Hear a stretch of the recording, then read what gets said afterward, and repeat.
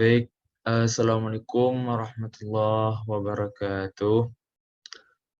Perkenalkan, nama saya Juli Mahendra, NIM 1914010146. Di sini video kali ini yaitu dalam mata kuliah pembelajaran fikih, yang mana pada kesempatan kali ini saya membahas tentang puasa untuk kelas 8 semester 1.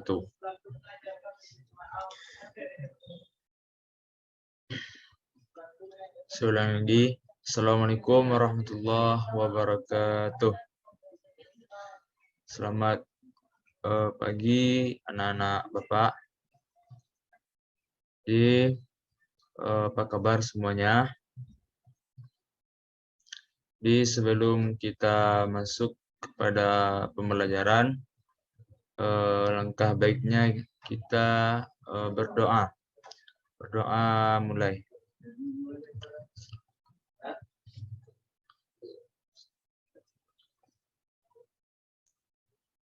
Amin. Mudah-mudahan dengan doa yang kita baca tadi, pembelajaran kita berkah dari awal sampai akhirnya. Jadi sebelumnya, pada pertemuan sebelumnya kita membahas tentang zakat. Adapun pada pembelajaran kali ini kita membahas tentang puasa. Silakan kepada Anda semua untuk perhatikan media yang telah Bapak tampilkan. Jadi puasa menurut bahasa yaitu berasal dari bahasa Arab as-saumu yang artinya menahan. Sedangkan puasa menurut istilah atau syarak adalah menahan diri dari segala yang membatalkan puasa, mulai dari terbit fajar sampai terbenamnya matahari, disertai dengan niat karena Allah Subhanahu wa taala dengan syarat dan rukun tertentu. Jadi puasa menurut bahasa adalah berasal dari bahasa Arab yaitunya as-saumu yang artinya menahan. Sedangkan puasa menurut istilah yaitunya menahan diri dari segala yang membatalkan puasa, mulai dari terbit fajar sampai terbenamnya matahari, disertai dengan niat karena Allah Subhanahu wa taala dengan syarat dan rukun tertentu. Jadi kalau kita berpuasa itu hanya niat semata-mata karena Allah Subhanahu wa taala dan menahan diri dari segala yang membatalkan puasa sejak terbit fajar sampai terbenamnya matahari dengan syarat dan rukun tertentu. Selanjutnya adalah dalil tentang puasa, yaitu terdapat dalam surah Al-Baqarah ayat 183. A'udzubillahi minasyaitonirrajim. Ya ayyuhalladzina amanu kutiba alaikumusiyam kama kutiba alal ladzina min qablikum la'allakum tattaqun. Yang artinya, wahai orang-orang yang beriman, diwajibkan atas kamu berpuasa sebagaimana diwajibkan atas orang sebelum kamu agar kamu bertakwa. Jadi dalil tentang puasa adalah surah Al-Baqarah ayat 183. Wahai orang-orang yang beriman. Di situ Allah mengajak orang-orang yang beriman, kutiba alaikumusiyam, diwajibkan atas kamu, artinya orang-orang yang beriman tadi untuk berpuasa. Kama kutiba alal ladzi, sebagaimana puasa ini telah diwajibkan atas orang min qablikum, sebelum kamu. Itu artinya puasa itu sudah diwajibkan atas umat sebelum kita, yaitunya dalam usul fikih adalah syar'u man qablana, syariat Islam sebelum umat Nabi Muhammad SAW. Jadi Sebelum umat Nabi Muhammad itu sudah ada juga yang melaksanakan puasa. Contohnya seperti puasa Nabi Daud dan puasa-puasa lainnya. Seterusnya la'allakum tattaqun. Mudah-mudahan kamu orang-orang yang berpuasa tadi, orang-orang yang beriman tadi, mudah-mudahan kamu menjadi orang yang bertakwa. Selanjutnya adalah syarat sah puasa. Di antaranya yang pertama Islam. Islam berarti bukan orang kafir dan tidak murtad. Jadi selain Islam itu tidak disyaratkan sah puasanya. Jadi syarat yang pertama itu adalah Islam. Kemudian yang kedua adalah berakal. Berakal bukan orang yang kehilangan akal atau gila.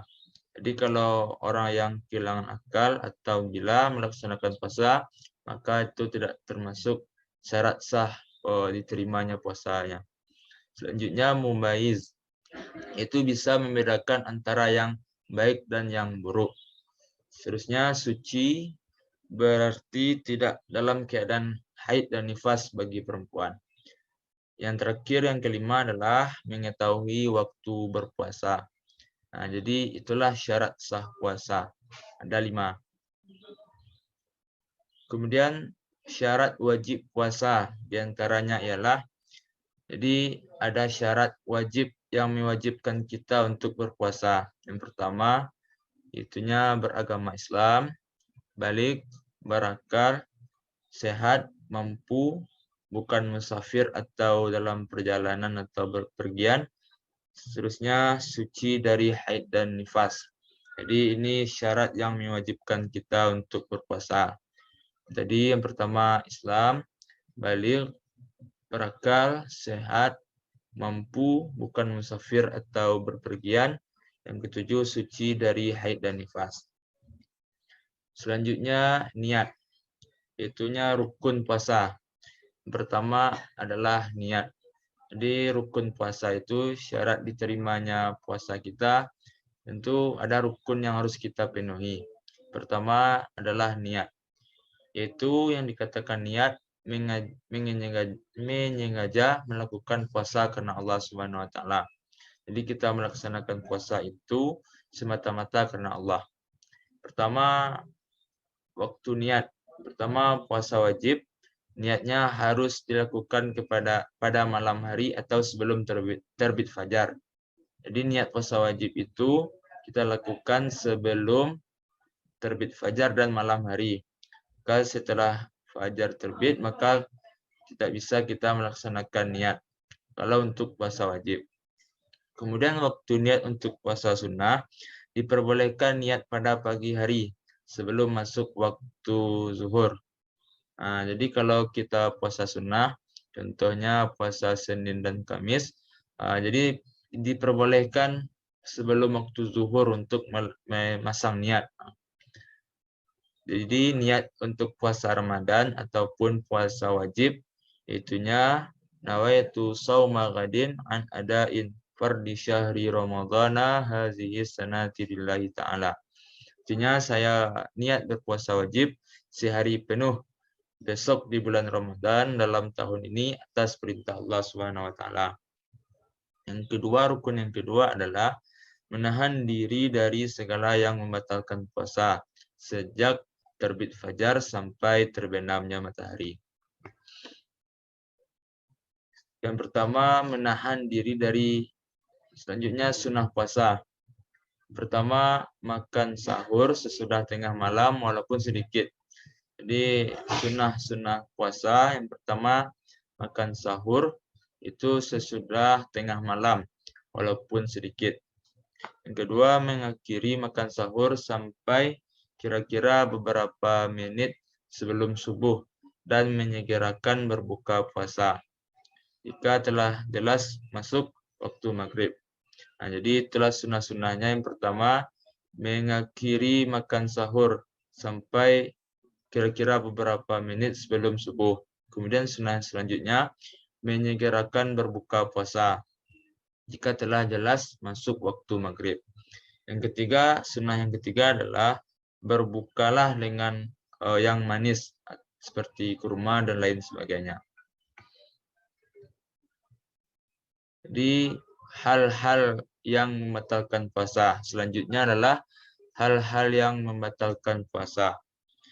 Hal-hal yang membatalkan puasa yang pertama itu sudah jelas, makan dan minum dengan sengaja, bukan karena lupa. Jadi kalau lupa itu dimaafkan. Tapi kalau disengaja maka jelas itu batal puasa kita. Selanjutnya yaitu melakukan hubungan suami istri di siang hari. Seterusnya keluar mani dengan sengaja, muntah dengan sengaja, haid dan nifas bagi perempuan, hilang akal atau gila, murtad, keluar dari Islam. Selanjutnya berniat sengaja akan membatalkan puasa. Kemudian selanjutnya adalah macam-macam puasa wajib. Jadi ada beberapa macam-macam puasa wajib. Yang pertama itu puasa nazar yang wajib kita bayar. Kemudian puasa Ramadan di bulan Ramadan. Dan yang ketiga puasa denda atau kifarat. Seterusnya adalah macam-macam puasa sunnah. Pertama puasa Senin Kamis. Yang kedua puasa Nabi Daud. Yang ketiga puasa Syawal. Keempat puasa Arafah. Dan yang kelima puasa Tarwiyah. Jadi itulah materi kita terkait tentang puasa pada pertemuan kali ini. Kepada Ananda semua, apakah sudah paham tentang materi kita pada hari ini atau ada yang ingin ditanyakan? Kalau ragu, silakan untuk bertanya. Kalau tidak, silakan Anda semua buat tugas dengan berupa peta konsep tentang materi puasa kita pada pertemuan kali ini. Jadi untuk materi berikutnya kita membahas tentang haji. Silakan baca di rumah dan pahami untuk pertemuan kita berikutnya. Mungkin karena waktu membatasi, hanya sampai ini saja. Kita tutup dengan doa dengan membaca alhamdulillah dan kita sempurnakan dengan doa kafaratul majelis. Baik, terima kasih. Bapak undur diri. Sekian akhirul kalam. Assalamualaikum warahmatullahi wabarakatuh.